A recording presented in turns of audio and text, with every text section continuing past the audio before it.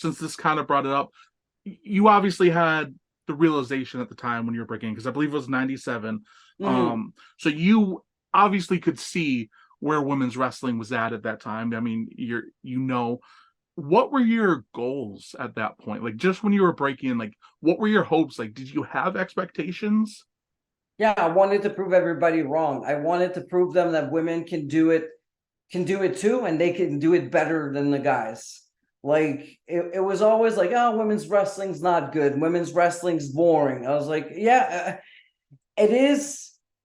I will always say that, and it that's one thing I say about when I was arguing with AEW and whatever. Hmm. Women's wrestling will suck if you allow it to. Yeah.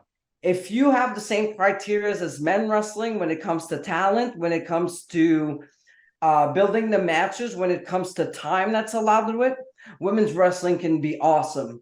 But Hmm. if you give them 2 minutes with people who are not trained or people who are not in the right places because of who they are and not what they can bring, it's gonna suck. Yeah. And the same thing's gonna happen with the guys. It's not even a gender thing. Yeah. But I feel it happens a lot more with women's wrestling, where my God, it's 2 minute matches. I'm like, cool. There's a women's matches, but how much story? How many emotions can you like share, or within 2 minutes when your entrance is like more than 30 seconds? Yeah.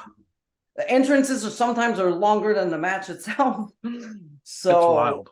yeah, exactly. So no, that was definitely one of my goals. And when there was no other women, and I said, I'm gonna wrestle the guys, and they were like, no, you can't do this, it's against everything. Who do you think you are?